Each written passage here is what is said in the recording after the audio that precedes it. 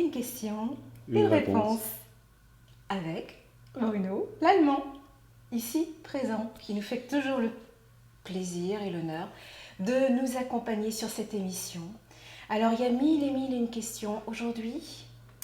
Bruno, nous allons te poser une question qui concerne peut-être un sujet légèrement tabou dans la société. On en parle peu, en tout cas, dans la société française, je crois. C'est l'argent. Alors, l'argent est-il un moyen efficace pour atteindre le bonheur? Alors, d'abord, il n'y a pas un léger tabou, il y a un énorme tabou par rapport à l'argent. C'est vraiment terrible. C'est, alors, la réponse d'abord, c'est non. L'argent n'a pas la fonction de nous apporter le bonheur. Il faut arrêter avec ça parce qu'il y Mais a, il y contribue. Il on n'y a pas essaie, un adage. oui, mais on essaie de déculpabiliser les gens avec ça. C'est l'argent, c'est un chouette moyen. On peut vivre. Il faut être à l'aise avec le fait de gagner de l'argent. Je pense que c'est le problème, c'est pas tellement l'argent, c'est le rapport qu'on a avec l'argent. Et c'est très intéressant de voir quand je donne un séminaire, justement, puisque j'ai donné des séminaires sur la sérénité financière, le but n'était pas d'apprendre aux gens à devenir riches. Il y a plein de choses, il y a plein de trucs comme ça, on essaie de manipuler les gens, parce que, juste une petite parenthèse, j'en Oui. profite pour Vas-y. écorner certains coachs qui vont me détester, mais Oui. moi j'ai ce souci d'honnêteté. Euh,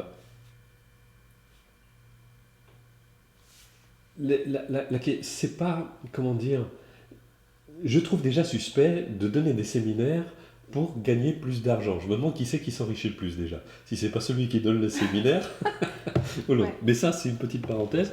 Et c'est, encore une fois, pourquoi j'ai de la difficulté à recevoir de l'argent. Comme j'ai de la difficulté à recevoir de l'affection, comme j'ai de la difficulté à être reconnu, comme j'ai de la difficulté, parce que quelque part en moi, je ne me l'accorde pas. Je me l'interdis. C'est une question de s'autoriser. Oh, voilà. Et c'est, mais alors, avant d'arriver à s'autoriser, c'est Ah oui. intéressant de voir qu'est-ce que je porte en moi. Quel est le rapport que j'entretiens à l'argent. Mhm. Donc, par exemple, je me détends et je dis aux gens, pensez aux riches. Qu'est-ce que vous ressentez quand vous pensez aux riches? Oui. De l'envie, du dégoût, du... Ça veut dire que votre rapport à l'argent n'est pas neutre. C'est-à-dire que vous D'accord. n'arrivez pas à reconnaître, même chez le riche, vous n'arrivez pas à reconnaître comme étant légitime le fait qu'il ait beaucoup d'argent. Alors tout de suite, on pense injustice, etc. Et là, ça y est, on est mal barré. Et en fait, d'ailleurs, les gens qui sont devenus riches, qui ont de l'argent, il ne faut pas croire, mais ils sont exactement dans le même état. J'ai côtoyé plein de riches, mais ils ont un rapport pourri à l'argent, Ouais, c'est d'accord. extraordinaire. D'accord. Mais oui, ils ont développé une capacité à en faire, mais ça ne veut pas dire qu'ils ont une bonne relation avec l'argent. C'est comme, je vais prendre un D'accord. exemple, c'est comme ces hommes qui arrivent à séduire plein de femmes, mais qui ont un rapport tout pourri avec la femme. Ils n'arrivent pas à avoir une relation heureuse et constructive avec la femme. D'accord. Et inversement pour les femmes, puisque maintenant ça a tendance à s'inverser. Et c'est exactement pareil. On n'a toujours pas trouvé la sérénité. Et c'est pour ça que moi je parle de sérénité financière, d'être à l'aise. L'argent peut nous rendre des services inestimables. On en a tous besoin pour construire des projets, pour mettre ses enfants à l'école, pour partir un peu en vacances, se Oui. faire plaisir. Oui. C'est légitime d'avoir de l'argent. C'est pas la question. Il y a pas, ça n'a pas à être remis en question. Oui. Mais c'est justement quel est mon rapport à l'argent. Et pourquoi est-ce que je veux absolument de l'argent? Souvent, on va voir qu'il y a un besoin de sécurité. On est dans la peur, donc dans le manque. Et là, eh bien, c'est important de changer. De la même manière que je vais changer mon rapport avec les autres, je vais changer mon rapport à la femme, à l'homme, je vais changer, parce que d'abord je vais l'examiner aussi surtout, on va commencer par ça. C'est une sorte de, un peu comme un diagnostic, bon on fait l'état des lieux, où j'en suis dans mon rapport à l'autre, où j'en suis dans mon rapport à l'argent. Qu'est-ce que je Ah ressens oui. quand j'évoque la notion d'argent? Quand je pense aux riches, quand je pense aux pauvres, quand... voilà, je vais voir que mon rapport n'est pas du tout neutre. Et qu'est-ce que je ressens Ouais, par rapport à parfois ma aussi. propre situation, par rapport à l'argent? Et par rapport à ce constat, que Eh ben, fait-on? une fois que le constat est fait, eh bien là, on va commencer à reconnaître, que c'est légitime de recevoir de l'argent, que c'est parfaitement légitime, qu'il n'y a rien de bien et rien de mal, d'autant plus que si on le fait avec de saines intentions, Oui. c'est-à-dire que d'abord je vais me nourrir, je vais me vêtir, je vais nourrir ma famille, je vais apporter, surtout en plus si j'ai envie de contribuer à la société, en plus c'est encore meilleur, parce que c'est important d'avoir cette notion de partage. de savoir donner, parce qu'il y a un équilibre sur le plan économique, c'est très important. C'est comme dans une relation. Si je me contente de prendre, de prendre, donc effectivement, j'en aurai plein, mais l'autre, il va s'appauvrir et il va finir par s'en aller. Parce que c'est une relation déséquilibrée. Il doit y avoir un vrai partage. On est co-créateur dans une relation. Et bien c'est pareil sur le plan économique. Si on se contente de prendre, et de jamais donner, de jamais redonner, de jamais redistribuer, eh bien là, on est en train d'appauvrir la société. Donc il faut qu'on ait conscience qu'en gagnant de l'argent, on contribue aussi à l'essor de la société.